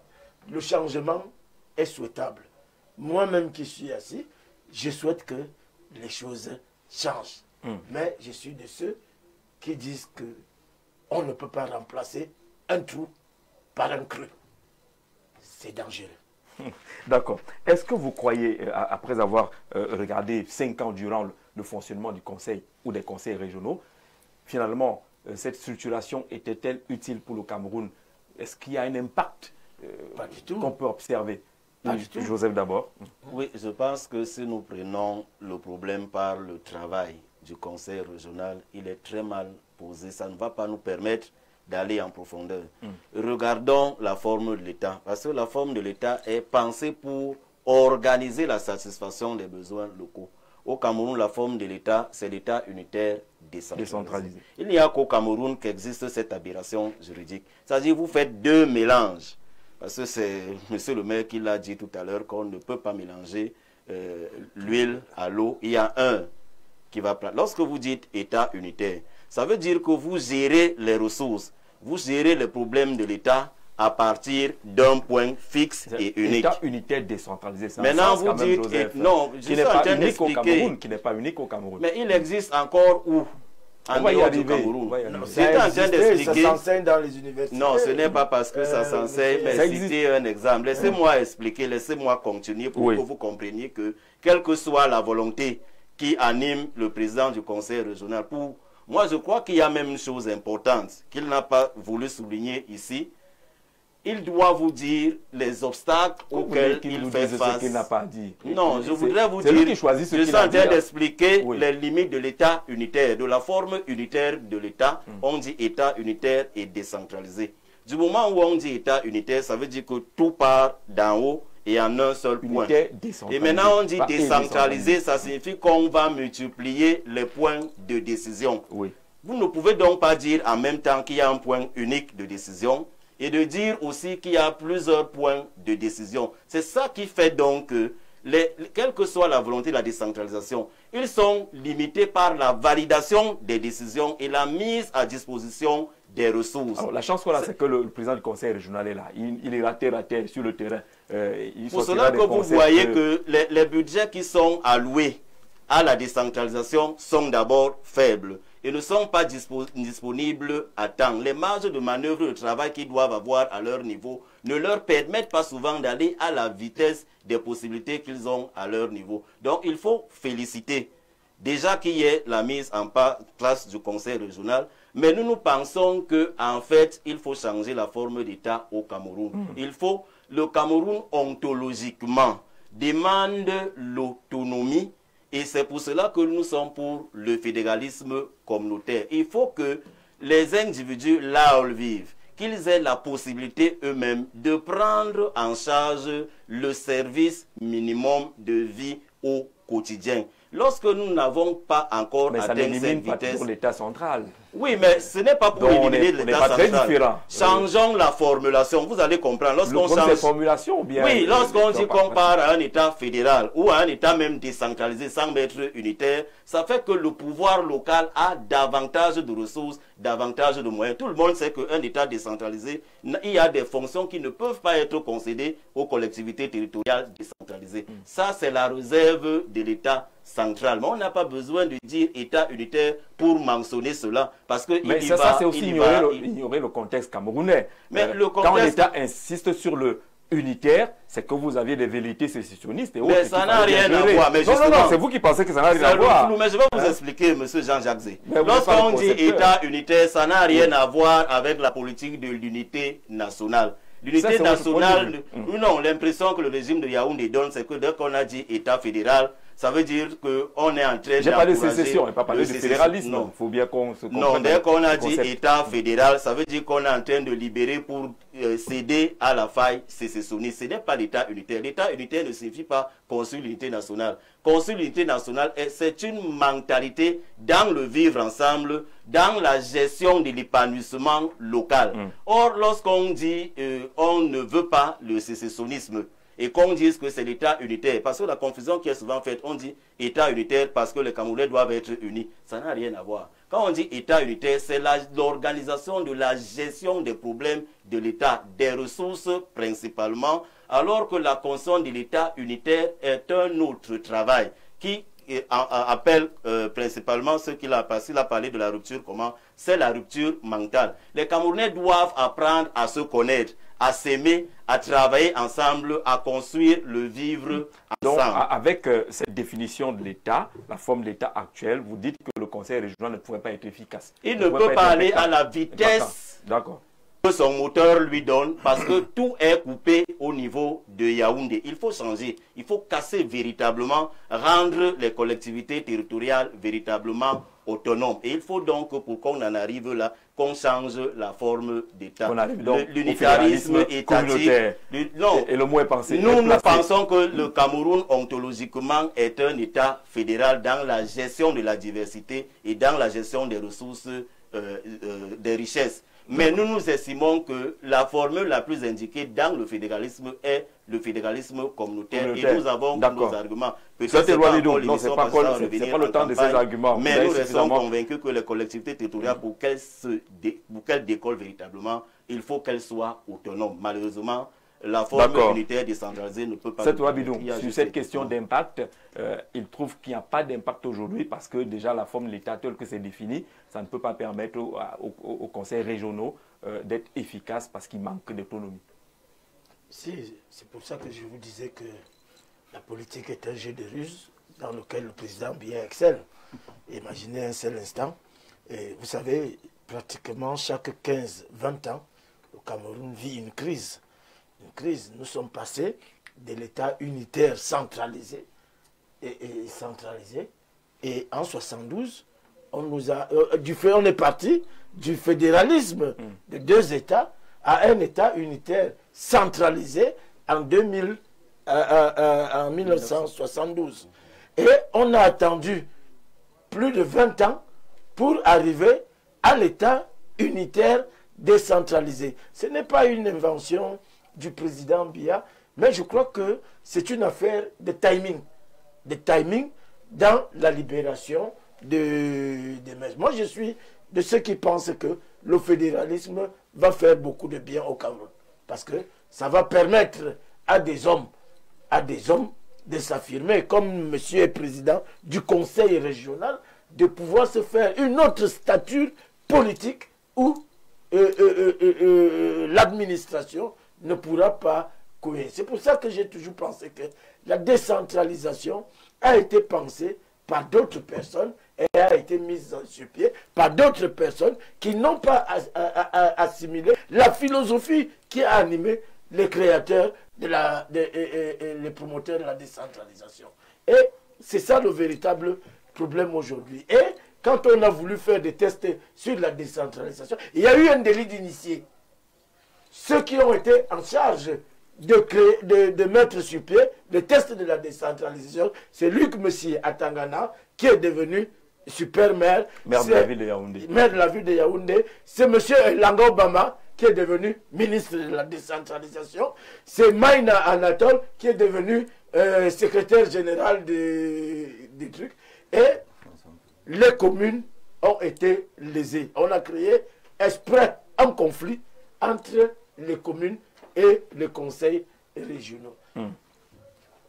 J'ai dit que la décentralisation, telle qu'elle s'applique aujourd'hui, a besoin d'être repensée, a besoin d'être bien élaguée dans ces tests pour qu'on ressente les bienfaits d'un État décentralisé. C'est vrai que le parti au pouvoir fait déjà des efforts pour essayer de créer des couloirs, des passerelles pour arriver à la satisfaction des besoins populaires par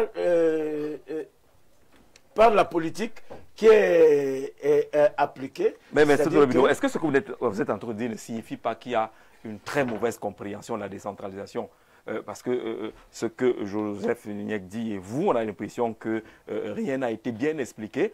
En revanche, quand le président du conseil régional s'exprime, vous avez l'impression qu'eux, ils ont compris et ils sont sur le terrain. Il y a quand même des gens qui n'ont pas compris. C'est parce que les gens n'ont pas bien compris la décentralisation, parce que le débat s'est déplacé. On a laissé le débat de la décentralisation se mener dans les bars, alors qu'on aurait dû le laisser à l'université, là où on apprend ces trucs-là. Et c'est une démission des universitaires, des universitaires à ce niveau. Alors on va créer une université tout à l'heure. Il va falloir aujourd'hui repenser les tests de la décentralisation si on ne passe pas au fédéralisme. Moi, je suis de ceux qui pensent que le fédéralisme serait une bonne option. Il vit la décentralisation au quotidien, président du conseil régional d'Adamawa. Lorsque vous écoutez les premiers intervenants, est-ce qu'ils sont à milieu de comprendre ce qui se passe effectivement sur le terrain? Oui, merci beaucoup. Je pense que la décentralisation a été bien pensée. C'est l'implémentation qui fait problème. Voyez-vous, aujourd'hui, les ministères refusent de transférer les compétences. Oui. Est-ce que ça a été pensé ou bien pas pensé? Moi, je vis dans la Damawa. Je suis docteur vétérinaire. Je suis éleveur. C'est une région agricole. C'est une région d'élevage. Mais je n'ai pas les compétences dans le domaine de l'agriculture, ni de l'élevage. Comment comprendre, M. Sangalactif? Il y a d'impact. Sans la décentralisation, sans les régions, comment l'Adamawa pouvait construire 248 salles de classe en 4 ans? Comment on devait équiper 2382 tables bancs? Il y a l'impact. Mais ceux qui sont désignés par les chefs de l'État pour accompagner la décentralisation refusent d'accompagner la décentralisation. C'est de ça qu'il s'agit. La loi est claire. Pourquoi les 10% du budget ne va pas dans la décentralisation? Je vais pour preuve. Les régions, de par la loi, ont les compétences de création des enseignements secondaires. Oui. De transformation des CS en lycée, de transformation des CETIC en lycée technique, de construction des établissements, d'équiper et de gérer. Mais M. Jean-Jacques, nous recevons 700 millions de ministères de l'enseignement secondaire. Ça veut dire que les régions reçoivent 7 milliards. Sur combien de milliards le budget de l'enseignement secondaire? Près de 300 milliards. Ça représente combien pour cent? Si l'enseignement secondaire est dépouillé de tout son rôle. Nous créons, nous transformons, nous construisons, nous équipons, nous gérons. On reçoit 7 milliards tous les 10 régions du Cameroun. Malgré ça, il y a l'impact. Parce que nous, on a conçu les salles de classe, R+1, 4 salles de classe dans le CS, avec un bâtiment administratif, les toilettes avec les toilettes modernes, oui, avec les miroirs, avec comme chez vous. Dans les lycées, on construit 8 salles de classe. Mais c'est ça l'impact. Le monsieur qui est à Yaoundé ne sait pas quel est le lycée qui a besoin de salles de classe. Oui. Moi, j'ai un document qui me permet de savoir les besoins en termes d'enseignants, en termes de salles de classe, en termes de tables et bancs, et en termes de création. C'est par rapport à ça qu'on implémente.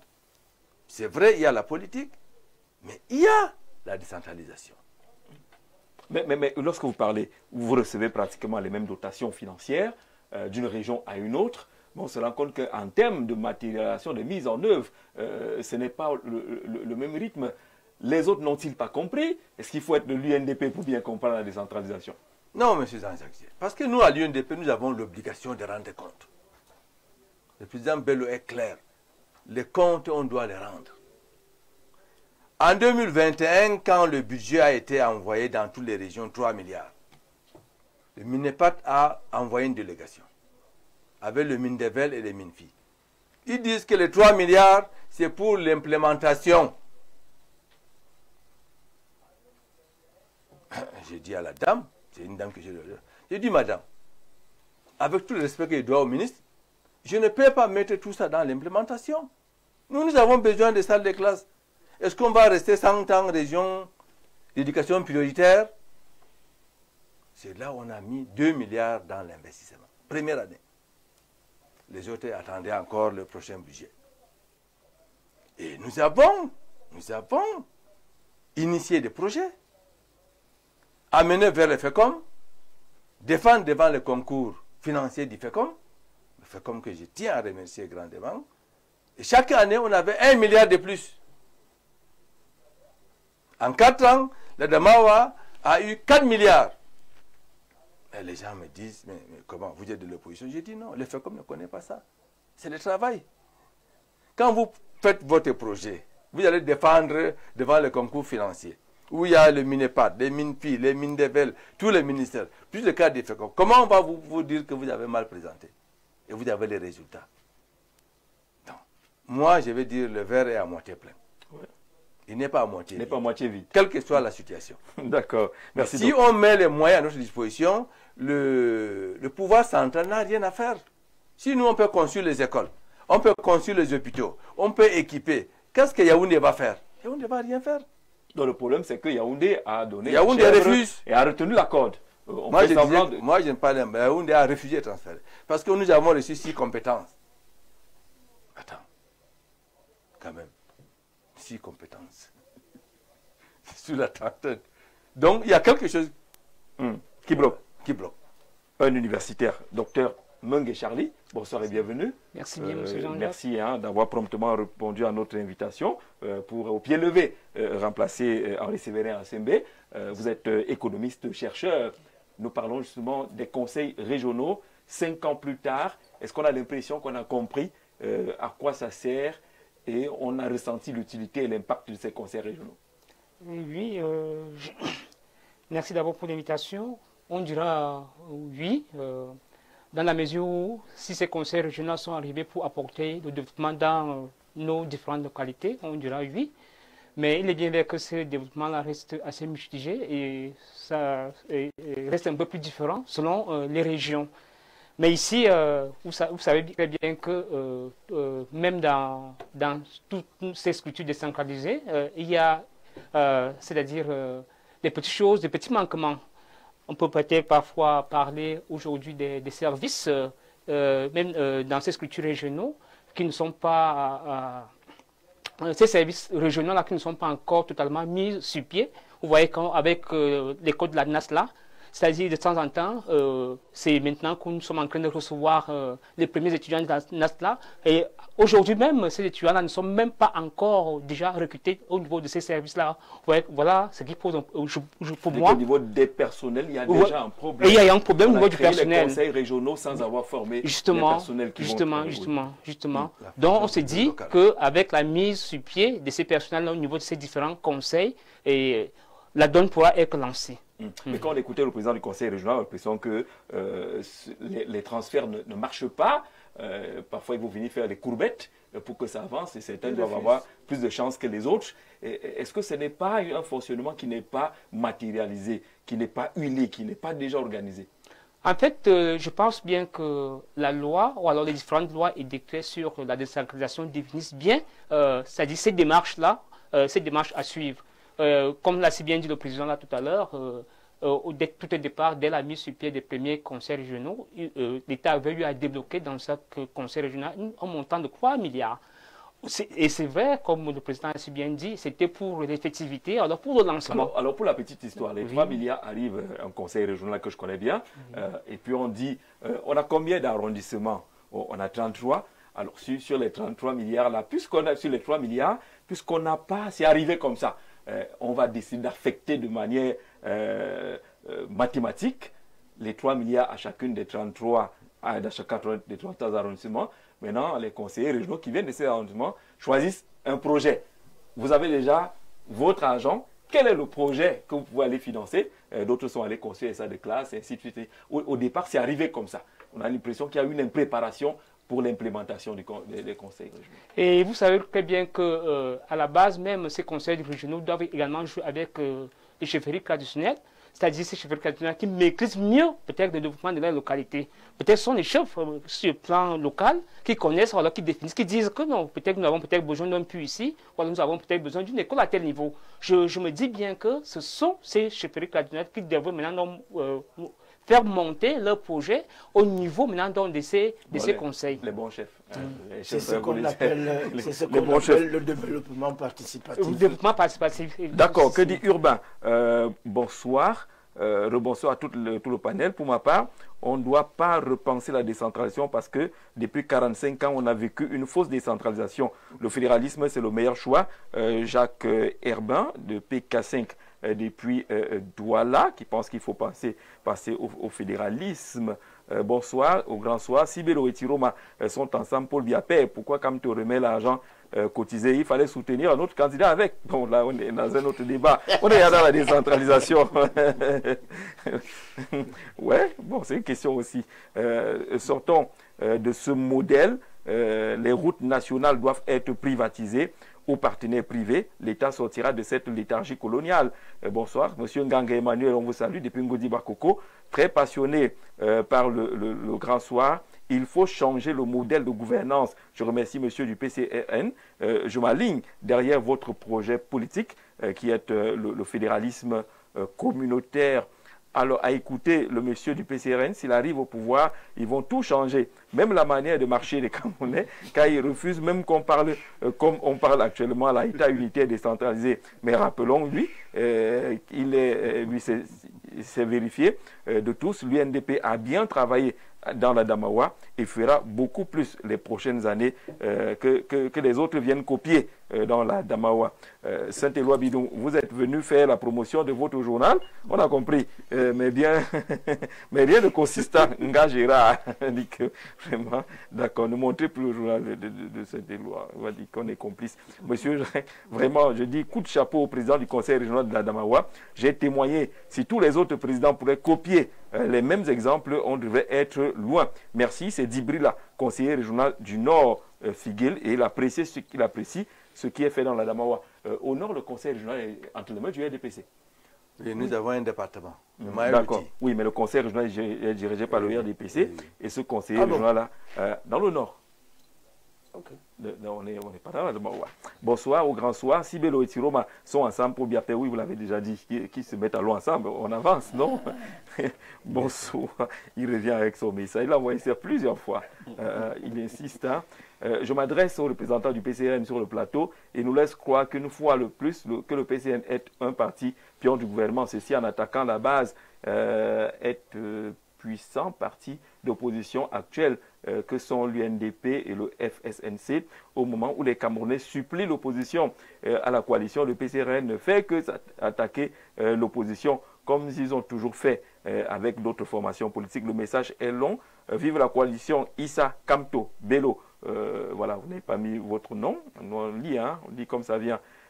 Bonsoir à tout le plateau. Vraiment, Jean-Jacques et chers confrères, prière de laisser M. Niak s'exprimer sur la problématique de la décentralisation au Cameroun en sa qualité de spécialiste de sciences politiques. Et il sait de quoi il parle en dépit de sa posture d'homme politique. Je trouve que vous ne lui donnez pas assez d'espace pour étayer les Camerounais. C'est Dr Pierre-Carole Mbouel, journaliste principal. Merci. Bonsoir à tous. Dr Dewa, coup de chapeau, j'apprécie le travail effectué dans la Damawa. Il n'a pas signé son message, mais le message est passé. Bonsoir, Jean-Jacques, je ne suis pas de l'UNDP, mais je félicite vivement le président du Conseil régional de la Damawa pour ses résultats en 4 ans. Ce qu'il a fait, c'est exceptionnel par rapport aux autres régions. Samuel à Maroua, avec le voisin à Maroua. Apprécié, bon, voisin d'une façon de parler, voilà. Bon, voisin, alors, Jojo Félix s'inscrit dans la ruse.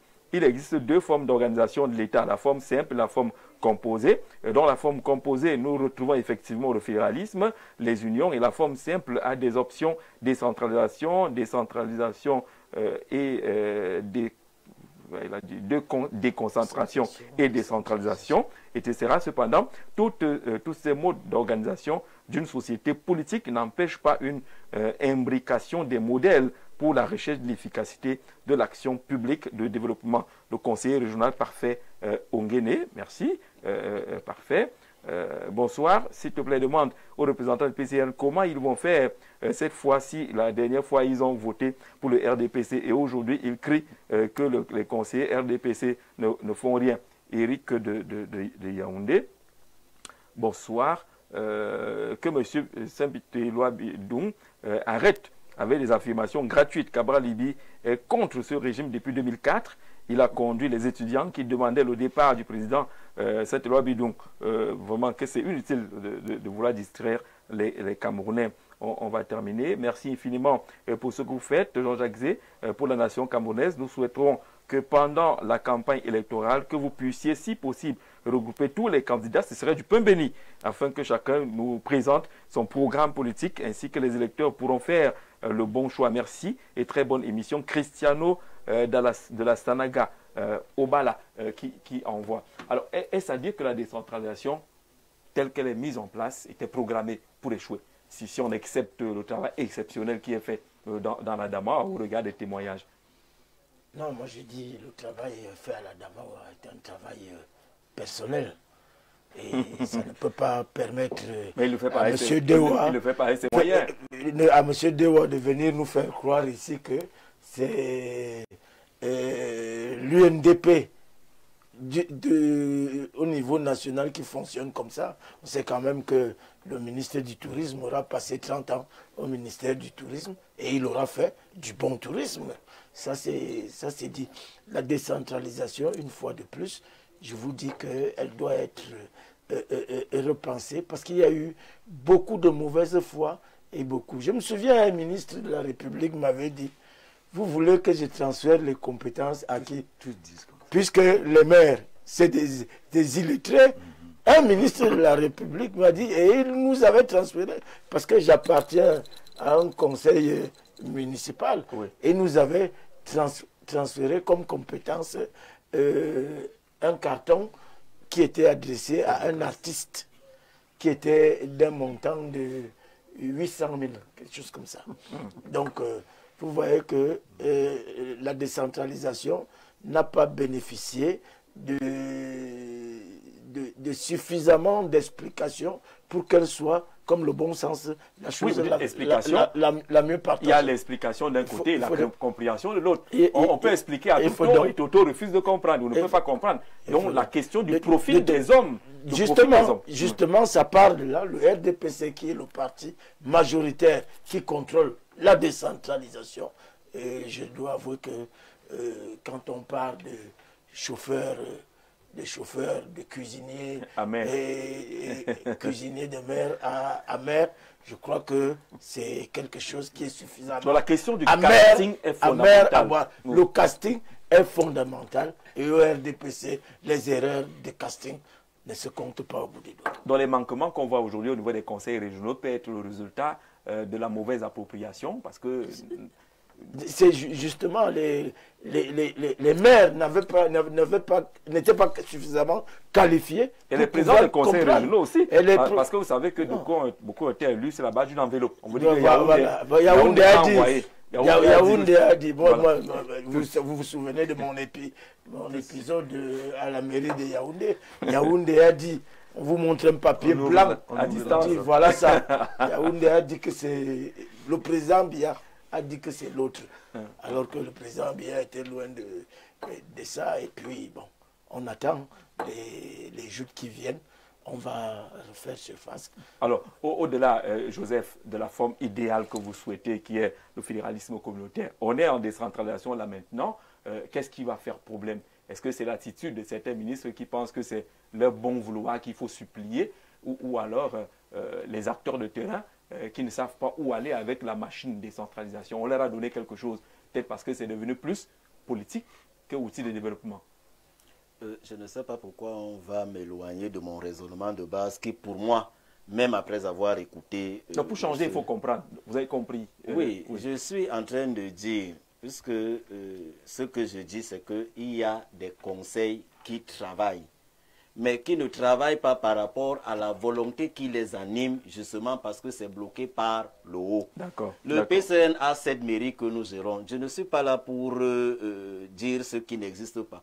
Tout le monde qui fait la route de Douala constate que les communes qui sont installées appartenant au PCN sur cet itinéraire, que ce soit l'autoroute ou l'ancien axe lourd, voient qu'il y a changement. Donc on a les exécutifs, on a les communes et les conseils régionaux qui se battent à leur niveau par rapport aux possibilités qui leur sont offertes. Mais nous disons que tant que nous restons dans un schéma où celui qu'on dit être autonome à la base dépend de quelqu'un d'autre au sommet, on ne sera pas dans la décentralisation. Pour ça que je vous dis, lorsqu'on dit État unitaire décentralisé, unitaire signifie qu'on est dans un point de décision central. C'est lui qui impulse, c'est lui qui donne vie aux autres. Et on dit décentralisé, signifie qu'on a multiplié les points de décision. On ne peut donc pas dire qu'on est dans un système en même temps où on dit qu'on est favorable pour un point unique de décision et en même temps pour plusieurs points de décision. Et c'est ça qui bloque le travail. Le ministre est qui dans une république avant la loi? Mais justement, les ministres ont ce pouvoir-là parce que la forme de l'État a déjà donné assez de pouvoir aux ministres en disant d'abord l'État unitaire. Dès qu'on dit l'État unitaire, ça signifie qu'on va décider par le haut. Mais il faut inverser. Parce que les problèmes se trouvent à la base. Là où le président du conseil... Mais l'inversion n'est jamais totale. Non, on ne parle pas de l'inversion totale. C'est pour cela que les gens ont l'impression que ce que je dis existe dans une autre planète. Ce que le conseil régional demande, c'est que s'il y a un budget décidé par l'État, qu'il ne soit pas un budget où il va dépendre de quelqu'un d'autre pour l'avoir. Comment il a dormi? Si le ministre a mal dormi. Oui, si le ministre a mal dormi. Et d'ailleurs, il y a un principe que monsieur le maire connaît, le principe de l'unicité des caisses. Donc, on va vous dire que voici votre argent, mais tout l'argent est logé. Il y a d'autres priorités. Ça fait que vous accusez un retard. Il faut donc qu'on mute cette façon de gérer la décentralisation en mettant l'allocation, en allouant directement le budget au CTD pour que chaque fois qu'ils ont un projet, que l'argent soit disponible, qu'il ne dépende pas du bon vouloir et du ministre de la décentralisation et du ministre des Finances à Yaoundé. C'est pour ça que j'ai donc dit que le moteur peut être en train de vouloir rouler, mais que les vitesses ne passent pas, mais justement parce qu'on a retenu à Yaoundé. Mais il y a un problème que moi je ne peux pas laisser passer sur ce plateau. Insulter les maires, les conseillers régionaux en donnant l'impression que parce qu'ils n'ont pas été à l'école, parce que non. La première des ressources qui doit être transférée la première des choses qui doit être transférée, ce sont les ressources humaines. Sauf quand vous êtes, on ne transfère pas le maire. Non, je ne parle pas du maire. Le maire est un président du conseil régional qui est docteur. Décideur politique. Mais c'est pas important. Un conseil régional il a besoin d'être accompagné par les technocrates. Joseph, je sais que vous êtes en politique. Est-ce que ce n'est pas utile aujourd'hui de ne pas avoir en décentration des maires applaudisseurs, ouye, qui sont là parce que c'est le meilleur porteur de sac du ministre, c'est le meilleur si. Est-ce que c'est insulté de dire qu'on a besoin de profils qui comprennent? Je n'ai pas dit que c'est vous qui avez. Et il y a même un gros scandale dans la décentralisation qui se déroule. L'impression qui peut se dégager. Faites-moi une minute. Il y a un gros scandale dans la décentralisation qui se déroule dans les grandes villes en ce moment. Le président de la République a décidé d'allouer de l'argent à des mairies pour construire les routes, pour refaire les routes. Est-ce que vous savez que, après que le maire ait reçu cet argent, ils ont également reçu des correspondances de la présidence de la République qui orientait en disant que le marché de telle route de tel endroit à tel endroit, donnez-le à tel. Vous voyez un peu. D'accord, d'accord.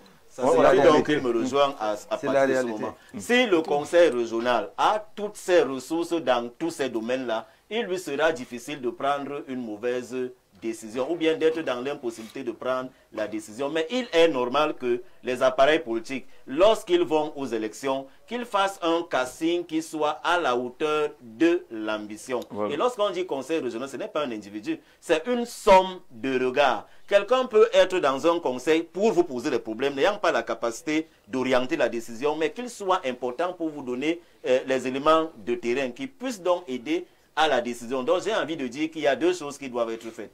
Monsieur Jean-Jacques Zé, lorsque vous allez dans une commune, on vous dit qu'il y a une délégation d'arrondissement d'un ministère sectoriel, alors que cette activité aussi est une activité du maire, donc de la mairie. Que fait ce sectoriel là-bas? Pourquoi on ne le met pas à la disposition directement du service public local? Quelle est devenue la fonction publique locale? Quelle est devenue la fonction publique locale? Donc il faut que toutes ces compétences-là soient transférées au niveau des CTD pour aider. Mais il y a un autre problème.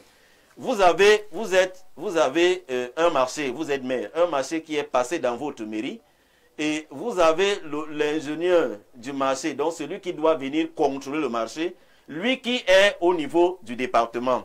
Vous savez que si vous voulez faire, pour parler comme au quartier, vous voulez tourner le béton pour élever un papin, il faut quelqu'un qui vienne attester que le mélange est bien fait. Mais on va vous dire que le représentant sectoriel est au centre, c'est-à-dire au chef-lieu d'installation du département, et c'est lui qui doit venir d'abord certifier au niveau de la mairie que le mélange est bon. Et regardez donc le retard que ça donne. Le maire, lui, a besoin d'avoir son bâtiment réalisé tout de suite. D'ailleurs, même le même sectoriel, l'ingénieur va vous dire que lui n'a pas de moyens pour arriver là-bas. C'est tous ces retards-là. Pourquoi on ne met pas ces ressources directement à la disposition du maire? Donc, je crois qu'il y a deux choses qui doivent être faites. Il y a pour les partis politiques de travailler à avoir le meilleur des profils pour l'emploi, mais il faut que l'État mette les ressources humaines à la disposition du maire. Et il y a aussi une autre entourloupe là où on parle de la formation, parce qu'ils essaient de justifier qu'il faut renforcer les capacités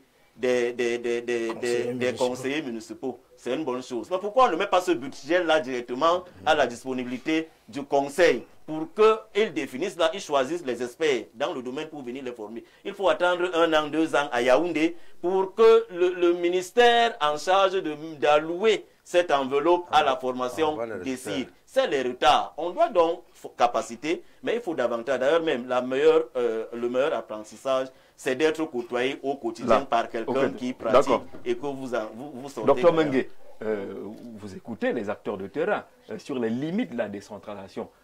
Qu'est-ce qui coince? Les lois, les textes semblent être clairs sur les transferts et autres, mais pourquoi ça n'avance pas? Justement, je pense que, alors nous pensons que l'État peut-être agit, mais de manière on peut dire de manière méthodique, pas méthodique, mais tout doucement, pas méfiante. Justement, c'est-à-dire la ruse. Nous sommes vraiment au niveau. L'État est malin. Pas malin, peut-être l'État agit de manière curieuse en regardant. Est-ce qu'il faut avancer? Est-ce qu'il faut, c'est-à-dire en regardant, je prends peut-être le cas au niveau de ces ressources, la gestion des ressources financières. Ouais, de temps en temps, dans ces mairies, parfois, il y a parfois des petits couacs, parfois l'État devient parfois méfiant. Est-ce qu'il faut tout transférer? Est-ce qu'il ne peut pas transférer? Parce que lui, il s'est gardé. Là, je me dis, là, je me dis, au ministère, il n'y a pas de couac. Là, nous disons donc peut-être qu'en étant méfiant, l'État observe bien, et c'est pour ça que j'insiste sur peut-être le profil, comme nous disons nous tous ici dans ce plateau, c'est-à-dire ce profil-là, c'est-à-dire en regardant beaucoup plus dans le cadre de la formation, est-ce que peut-être les ressources humaines que l'État est en train de transférer, est-ce que ces ressources humaines sont déjà disponibles? Est-ce que ces individus dont la NAS a formé, est-ce que ces individus, alors ces personnels de la NAS sont déjà efficaces? Ils sont même où? Moi, je connais les communes chez moi, il y a juste 4 agents municipaux. Hein. 3 ou 4, dont un balai, l'autre. C'est vrai que. Ils sont où ces agents-là? C'est vrai qu'ils sont rares et que, en attendant, peut-être que ces collectivités territoriales décentralisées commencent à les recruter. Parce que parfois, ce sont eux qui essaient de. Il faut connaître aussi le chômage. On n'a pas besoin de recruter. Justement, parce qu'ils sont également au chômage. Parce que je connais quand même nos camarades avec qui nous avons fait l'université des Arts. C'est les gars qui sont allés à la NAS là, en disant que bon, maintenant que c'est la décentralisation, il y a 360 communes au moins. On va être employé. Ce qui est vrai, l'État leur a demandé d'attendre. Bon, peut-être si le processus va si lentement. On leur a attendu 22 ans. Donc il y a beaucoup de méfiance. On est en décentralisation, c'est prévu depuis la Constitution de 1996, je crois. On est toujours en train de se méfier. Si on envoie l'argent là-bas, est-ce qu'ils vont bien l'utiliser? Est-ce qu'ils sont en capacité? Est-ce qu'ils ne vont pas détourner? Mais nous pensons que l'État reste rassurant par rapport au développement, c'est-à-dire par rapport au processus lié à la décentralisation. Ça promet. Ça promet. Nous pensons bien. Vous le pensez, monsieur Mungue, la Constitution de 1996 a prévu la mise sur pied des conseils régionaux. Oui. Il a fallu 22 ans pour avoir des conseils régionaux. Et ceux qui ont en charge la gestion de ces domaines-là, vous voyez, moi je vous félicite, monsieur. Merci. Le conseil régional, je suis ancien adjoint, premier adjoint au maire, oui. Mais je reste conseiller municipal. Si vous me posez la question de savoir ce que fait le conseil régional du centre, je serais incapable de vous le conseiller régional ce que fait le conseil régional du centre. Déjà, j'avais passé 7 ans comme maire. Je n'ai pas le souvenir d'avoir assisté à une réunion avec le délégué du gouvernement. Ce n'est pas quand il devient président du conseil régional avec tout ce que... bon, ce n'est pas... Je dis que... Mais la question est encore là. Quand on a pris de l'âge, oui. Il faut savoir céder à un casting nouveau. Que le RDPC nous aide à avoir des maires comme monsieur Dr Dewa, des maires comme beaucoup dans la République. Mais pas comme certains. Pas comme certains. Merci. Monsieur Georges Axé, je suis Ahmed. Je félicite le Dr Dewa parce que grâce à lui, la décentration est visible et il est un exemple à suivre. Courage, bonne suite à lui en espérant qu'il va briquer un deuxième mandat. C'est bientôt, hein? Vous serez comme ça. C'est dans 2 mois. Le 30 novembre. Comment? Le 30 novembre. Le 30. Vous serez encore candidat? Oui, bien sûr. Je suis candidat. Pas essayé, je suis déjà candidat. Candidat au conseil régional, mais également à la présidence. Si les partis m'investissent. D'accord. Ça, c'est pas moi. Alors, dire que les maires sont analphabètes dans l'implémentation de la gouvernance locale, c'est insulter leur intelligence. Contrairement au temps jadis, les maires sont de plus en plus bien outillés, heureusement que vous-même vous relativisez. Le véritable problème, c'est la volonté politique des décideurs. Laurent Joya, depuis Batouri, on n'a pas fondamentalement dit analphabète, mais il faut que les maires se forment à la compréhension de cette nouvelle donne. Ce n'est pas faire injure. Et dans le casting... Et c'est pas moi qui le dis, c'est un ministre de la République qui me l'a dit. Pourquoi il ne transfère pas les compétences? Alors, quelqu'un dit, Georges Axé, le ministre avait raison, puisque madame le maire de je sais pas, je ne veux pas citer la localité, c'est la rentrée. Ah bon. Peut-être que je vais citer un maire comme ça, qui m'a dit que la rentrée va mal se passer. Bonsoir à tout le plateau. C'est Mariam de Ngaoundéré. Je félicite Monsieur le Président du Conseil régional d'Amawa pour ses réalisations dans cette région. Peut-être qu'on fera un tour là-bas, Saint-Éloi-Bidou. Peut-être que là-bas, vous verrez comment. Si à Yaoundé, vous ne voyez pas quoi, c'est les conseillers régionaux d'ici. Peut-être qu'à Ngaoundéré, vous verrez comment ça se passe. Bonsoir et bonsoir au panel. À faire un tour dans l'Oignon Ekele et précisément à Diban, on croirait être dans une localité sans exécutif municipal ni conseillers régionaux. À regarder l'état des routes, que se passe-t-il? Arrière Francis Georges Messia depuis Ayos qui a été à Diban. Je crois que même le président du PCN a publié une vidéo sur la route de Diban. Là où ils ont dormi dans les bourbiers. Ce n'est pas la faute du maire. Ils ont dormi dans les bourbiers. Le maire est jeune. C'est justement ça. Il y a dynamique.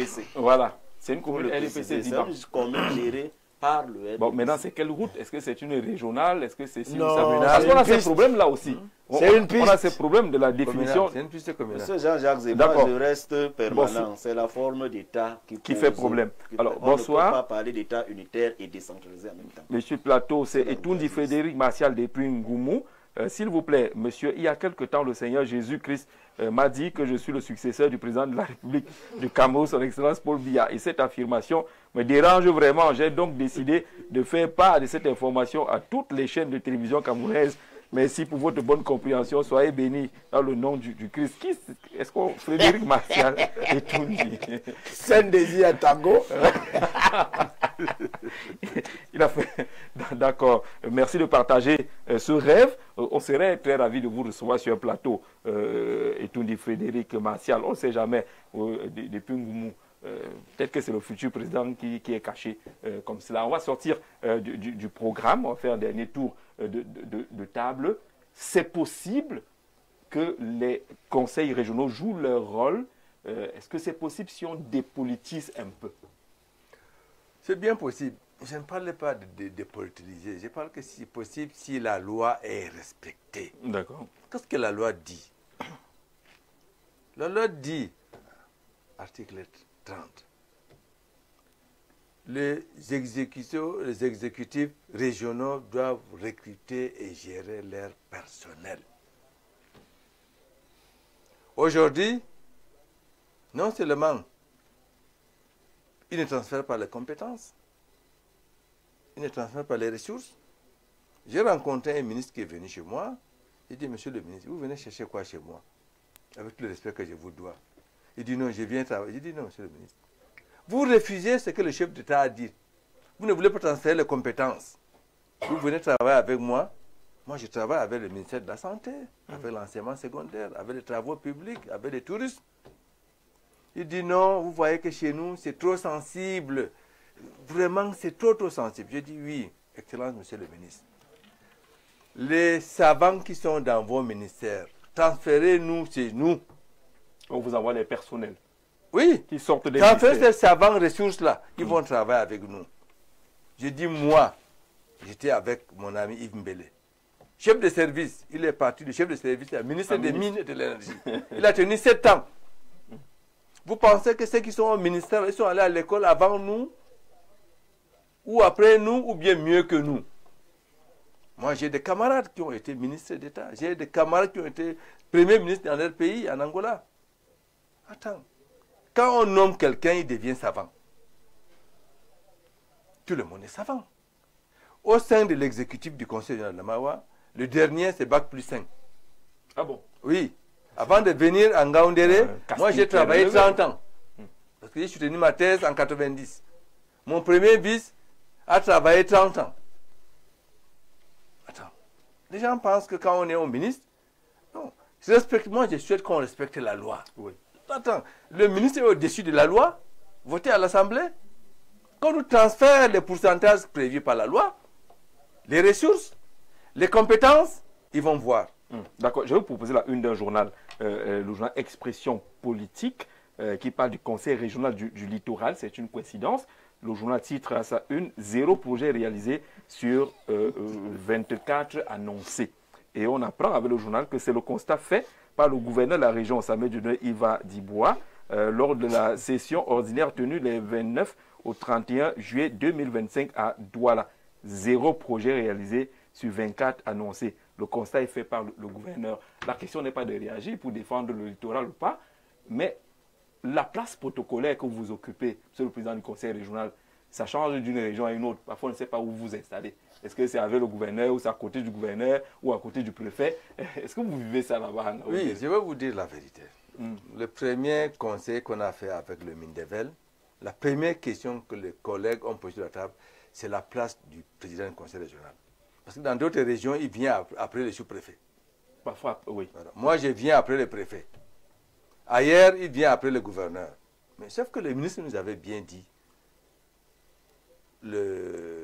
la loi n'avait pas prévu ça. Oui, jusqu'à présent. C'est en préparation. Moi, j'ai dit à monsieur le ministre, la place qu'on donne au président du conseil régional ne m'intéresse pas. Moi, je gère la région. Quand le préfet gère un département, comme il met derrière lui, ça me gêne en quoi? Ça me gêne en rien. Moi, je n'ai pas ce problème. Mais c'est un problème quand même. Oui, c'est un problème. Mais on ne doit pas mettre... Nous, on veut travailler. On veut rendre utile. On a l'impression que c'est le gouverneur qui est en train de noter le conseil régional. Non, non, ce n'est pas le gouverneur. Oui. C'est le système. Quand on a créé les régions, les textes qui créent les régions, là, pouvaient créer aussi les rangs protocolaires de président de région. Dans d'autres pays, le président des régions, c'est lui, le gouverneur, comme au Nigeria, comme aux États-Unis. Oui. Quand vous arrivez à ce stade, vous gérez la région, le territoire et tout ce que ça comporte. Le prochain poste que vous envisagez, c'est le chef de l'État. Attends, on vous met derrière le préfet, derrière le sous-préfet. Moi, ça ne me gêne pas. Vous êtes focus sur le travail. Je suis focus sur le travail. Moi, je veux les résultats. Ça reste un problème. Hein. C'est un problème, mais moi, je ne regarde pas ça. C'est un problème qui peut signifier qu'on a mis en place... Si ceux qui doivent résoudre ces problèmes refusent, comme il dit, attends, on ne met pas ça sur la table. Docteur Mengue, on a l'impression que le conseil régional s'assoit et le gouverneur dit que vous avez dit qu'il y a 24 projets, vous n'avez rien fait. C'est comme si c'est lui qui venait noter le conseil régional. Nous allons dire pas du tout, parce que à la base, comme on a dit, le conseil régional était... Ici, nous sommes dans le développement participatif, c'est-à-dire de la base, c'est-à-dire, quand je dis la base, c'est-à-dire la plus petite maman du village, ou alors du quartier, celle qui vend le beignet au quartier, du haricot au quartier, jusqu'au sommet, c'est-à-dire jusqu'au conseil régional. Ici, je pense que parler de conflit qui est supérieur entre le gouverneur et le président du conseil régional, ce qui nous intéresse ici, c'est... Non, pas qui est fondamentalement supérieur, voilà. Mais où est-ce qu'on installe le président du conseil régional? Parfois derrière le sous-préfet, parfois derrière le préfet, parfois ça dépend de l'humeur du gouverneur. Si vous avez un gouverneur accessible, et c'est comme le président, comme le président vous a si bien dit là que la loi n'a pas prévu cela, c'est qui, juste pour l'État, peut-être ce qui a intéressé l'État, c'était le développement des communautés. Est-ce qu'on parle de développement? Est-ce que les communautés vont se sentir à l'aise en allant au développement? Et la question, est-ce qu'on peut avoir espoir? Est-ce qu'on peut avoir un souffle par rapport, c'est-à-dire, est-ce que les populations peuvent souffler à un moment donné? Question, mais quelle est la réponse après 5 ans? C'est vrai, tout n'est pas parfait. Comme on le dit toujours, ça reste que perspective. La preuve en est que dans la Damawa, comme l'a si bien dit le président, vous voyez que, comme le président l'a si bien dit, ça évolue là-bas. Peut-être, j'allais dire que d'autres pourront peut-être venir dans la Damawa et copier ce qui s'est passé dans la Damawa, c'est-à-dire ce qui était bien dans la Damawa et maintenant l'implémenter ailleurs. Peut-être, parfois il faut être humble. Je peux demander au président comment vous avez fait pour réussir peut-être chez vous durant les 5 ans. Moi, maintenant, je peux prendre cela, maintenant, l'implémenter chez moi. C'est aussi simple que ça. D'accord. En espérant que d'autres présidents des conseils régionaux viendront sur le plateau, qui ne diront pas qu'on a choisi la Damawa et qu'on dit qu'ils sont nuls. S'ils ont des résultats là-bas, ils peuvent venir également les présenter. Bonsoir à vous. Sur le plateau, l'impact des 5 années écoulées des conseils n'a pas été efficace à cause de notre modèle de gouvernance. Les conseils régionaux ont des documents de planification qu'on appelle le plan de développement régional, le PDR, qui est élaboré par un comité de pilotage qui a tous les acteurs de la société. Et ce PDR est assez étoffé pour sortir les localités du sous-développement. Le Cameroun, déclaré État unitaire décentralisé, ne l'est pas. Les conseils régionaux n'ont pas de ressources adéquates. L'État central ne vire pas toute la dotation prévue. nous avons un problème de gouvernance. Tant que le modèle de gouvernance ne change pas, même le fédéralisme sera un leurre. Les CTD ont tout ce qu'il faut, ressources humaines avec la NASLA, ça c'est théorique, mais la fonction publique locale n'est pas effective parce que le système actuel veut la centralité et la déconcentration et non la décentralisation. Une fois de plus, le Cameroun compte 374 communes et villes. Si on transfère 1 milliard à chaque commune, le Cameroun atteindra son émergence avant 2035, mais l'État central veut avoir le contrôle et la même mise sur les CTD. La preuve flagrante, c'est la dernière loi portant code de la fiscalité locale qui vient tout enlever aux collectivités territoriales décentralisées. Merci Christian Biel-Comban depuis Berthois pour cette contribution. C'est des contributions de terrain. Alors, il parle de mode de gouvernance et que même si on passe au fédéralisme, ça va être difficile. Non, je comprends qu'il ait des doutes avec le fédéralisme parce qu'il ne comprend pas que le socle du fédéralisme, c'est l'autonomie. Donc, on inverse le sens du développement. On part du local pour le national. Donc, on va du bas vers le haut.